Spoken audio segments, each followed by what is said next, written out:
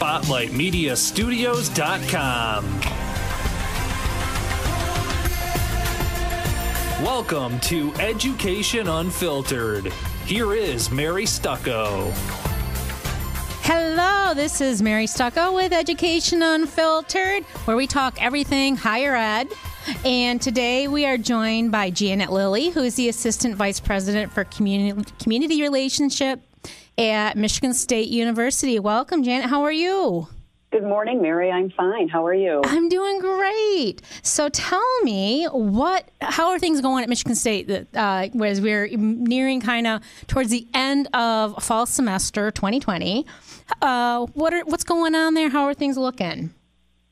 Well, it's hard to believe we're already into November now, isn't it? I know it. The semester has gone pretty quick. Well, every day brings new challenges and opportunities, I think. There's always a lot going on at Michigan State. Mm-hmm. I know that our students are very much so focused on their academics and keeping their concentration up. And we're also very focused on keeping the MSU community as safe as possible during the pandemic. So we are very intent on doing what we can to make sure that students know what they need to do to be safe, and our faculty and staff know what they need to do, our researchers, etc. So just keeping with the same messages that we've been doing all semester.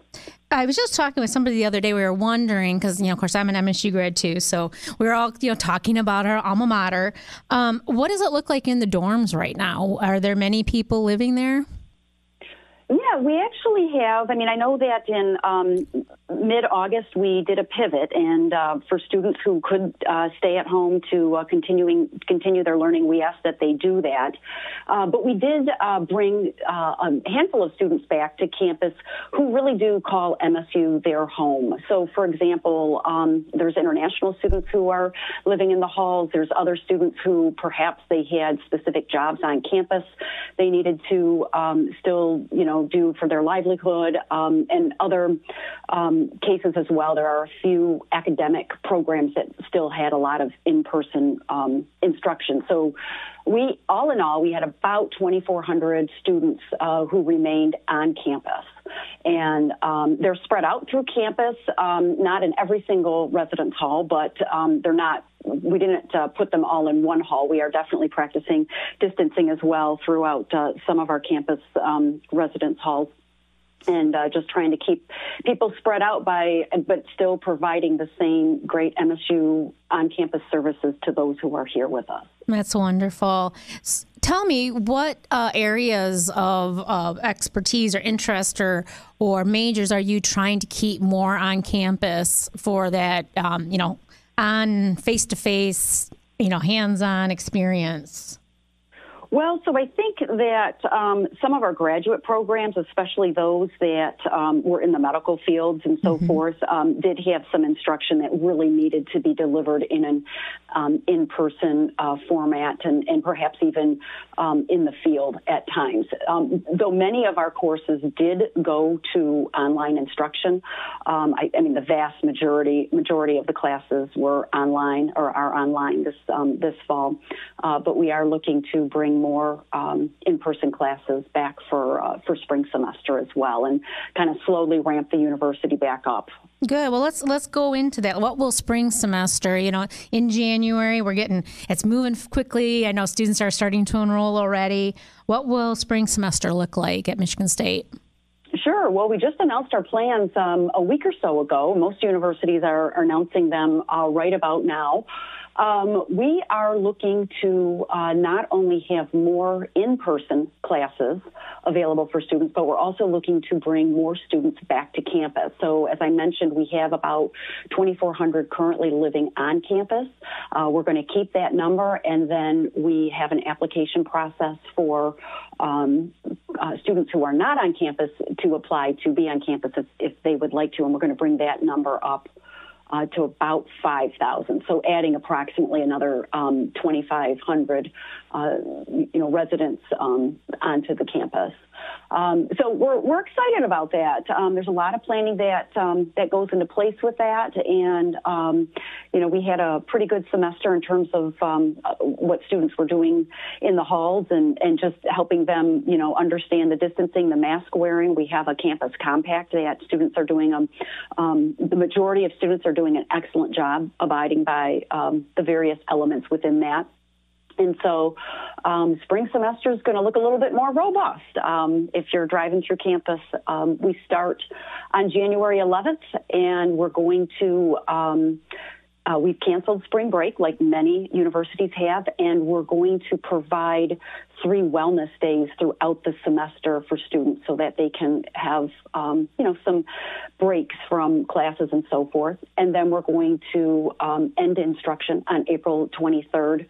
And then have finals week after that. And so really just try to plan for even having week-long period for graduation ceremonies that the individual colleges on campus can do. So I think the biggest change about spring semester will be that students living in the halls will be asked to participate in a COVID-19 early detection program, the health surveillance program for detecting COVID. That is something that will be certainly new for spring semester, and a lot of planning going into place for how to best execute that. So are there COVID tests available right on campus for students who maybe don't have cars? Oh, yes, absolutely. We do have testing available. Probably the biggest location and the public can come here as well is the stadium. So we've been set up to do testing on campus for months now, and we just expect to work on and have students participate who do live in the halls, a program where they're actually required to get tested. And so that's kind of the change that I'm inferring about. Oh, okay. Well, that's nice. We can't go to a football game, but we can go to the stadium for a COVID test, huh? Exactly. Right. Oh, well, very good. How are you handling athletics? I know obviously we're seeing football being played now. Are you looking forward for the basketball team, and how about the other sports on campus? Well, yeah. What a crazy semester this has been with athletics. One of the fun things about the football program that I think is an interesting detail of note is, yes, we all know that for the Big Ten, not a lot of fans are allowed in the stands. Players are allowed to bring 2 individuals, and of course, there's employees who are working and so forth. So there are some people in the stadium beyond the players. But if you're walking past the stadium, where you happen to hear, you're watching it on TV and you're like, wow, that sounds like a really big crowd. How's that possible? The Big Ten has partnered with EA Games and the Madden football soundtrack, if you will, so that during the plays, you're actually hearing the Madden football game sound from days gone by of gaming. And so, anyways, it's just a fun little That's touch. A great tidbit. yeah, it's just a fun little tidbit that I thought was really clever, so that it provides an atmosphere, certainly for the players, that they still have many people cheering them on. And another fun thing that I think many schools have done, and this is an opportunity for football, and I've seen hockey as well. If you would like to have a cutout of yourself or your dog or your kid, I've seen it all. You can go to the athletic site and for a small fee, pay to have a cutout made that would be put in a seat to be a visual representation of your spirit there. And I love that idea. That's great. They will send it to you after the end of the season. Oh, really? So you get to have it displayed there, plus then they give it back to you when they're done. Oh, that is awesome. Yes. Do you know you just had to go to the athletic website for that? Yeah, it's pretty reasonable. I don't want to quote the Sure. quote the price. Yeah, but I was surprised by how reasonable it was. And they just launched the opportunity with hockey just this week or last week. I saw that opportunity as well. So if you missed it for football and you're a hockey fan, it might be a good opportunity to partake in the spirit that way. Kind of a neat Christmas present idea. I bought you a cutout of yourself. And he gets to go to the hockey games. That's fantastic. I love it. Absolutely. Absolutely. So tell me, how are the students doing? How are the students responding, and what kind of special services do you have available to them during this time? Well, the students are. I'm always so impressed with our students. The majority of the students, the vast majority, are responding in really impressive ways. They're trying to stay focused for sure on their academics. It is a harder delivery model for some students if you do have classes online. And I think the vast majority of students are definitely doing those, taking the personal responsibility to be safe and so forth during COVID.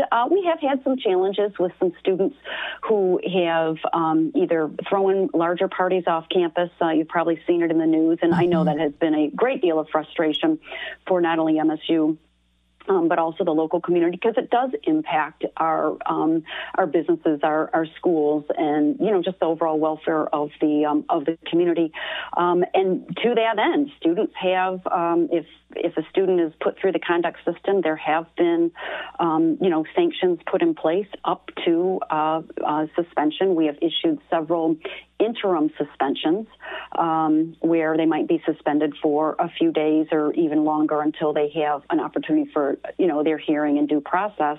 But we also have had some more egregious situations where a few students are also facing a suspension for a semester, and that sends a pretty wide message that those behaviors are really, not acceptable, and it puts the community as well as themselves in harm's way. And so it's quite a process. We're definitely encouraging personal responsibility, but there are some folks that are, just having a hard time following that. So we're helping them learn. Yeah. Yep, I think, there's certain things that come naturally to college students, and that's, playing and having fun. So that's a tough one. Exactly. Well, and there's the human behavior element. I think it's really easy to give these messages of wear a mask and, wash your hands regularly and stay 6 feet apart. But then there's the medical, guidelines, if you will, but then there's the reality of human behavior. And that's why I think overall, I'm very proud of our students, because the vast majority are doing the right thing. So overall, I think the students are doing really, really well. Yes. What kind of feedback are you getting online now? Because I know at first people are a little concerned because MSU is not traditionally an online school. And, we both know learning online can be, equally beneficial as it is face-to-face. It's just a different platform, and if you're not used to it, it can feel a little awkward at first. How do you feel like that's progressing now that people have kind of gotten into it? Instructors are learning how to teach better online that haven't done it in the past, and students who haven't learned online are learning how to do it. Are you hearing better things now, or do you think that's improving? I think overall it's improving. I definitely think there are challenges. I know in the spring, the switch to online for many universities was very abrupt. So, but even during the summer, we invested for faculty who were interested in having some of their skills upgraded or learning maybe new ways of delivering in an online format. We provided them opportunities to kind of have some mini classes themselves, and we tried to provide them tools and so forth. I think for the most part, I know everyone's doing the best that they can. I think for some faculty it comes a little bit easier to deliver in an online format, and same with students. I think some students really prefer this format. I know several who are thriving, but I also know that there are some that are struggling with it. So overall, I think it has gotten better. My guess is if a student has, let's say, 4 classes or 5 classes, they're probably going to have a mix of some really good ones that are doing it great and some, ones that maybe it's still a challenging environment, whether it's the content or the size of the class or whatever that makes it, challenging. So probably always room for improvement, but I definitely think folks have improved overall since the spring. Great. Summer semester. As a student, I always loved taking classes in the summer because it was just a lot quieter on campus. I could get into some classes that maybe were not in my major because we just had more flexibility during the summer semester. What are you thinking, looking way ahead, but I know everyone's already talking about it at the administrative level. What do you think summer's going to look like? Do you think you're going to have an increased enrollment for summer for people who's maybe want to get on campus, or do you have any thoughts on that? You know what?